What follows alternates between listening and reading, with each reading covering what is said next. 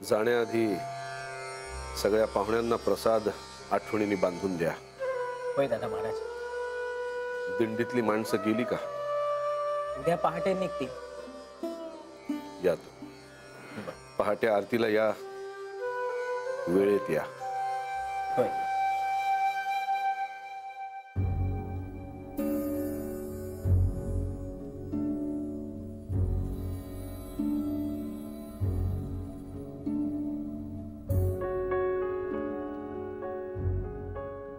दादा,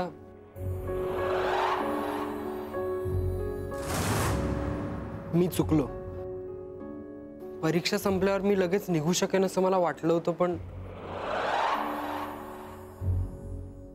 काहीही झालं तरी पालखीची वेळ चुकवायची नव्हती मला। मी मुद्दामून उशीर नाही केला, मला माफ करा। यापुढे नाही होणार असं। खूप शिकलात तुम्ही, आता तुमचं ते शिक्षण बंद। उद्यापासून मठाची कामं शिका एक एक सगळी। दादा, मराठीतच बोललोय मी। दादा अहो, पण त्याने कबूल केली आहे त्याची चूक। पालखीचा नियम मोडलाय त्यांनी। पण मुद्दाम नाही ना मोडला। आणि आता 3 महिने तर राहिले त्याचं शिक्षण पूर्ण व्हायला। का त्याला थोडक्यासाठी एवढी मोठी शिक्षा देताय? माझा निर्णय झालाय आणि त्यात आता बदल होणार नाही। पण तुमचा निर्णय म्हणजे कोर्टाचा निर्णय नाहीये ना?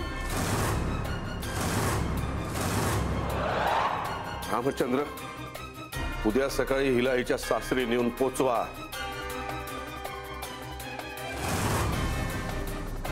दादा, तो भाऊ आहे माझा।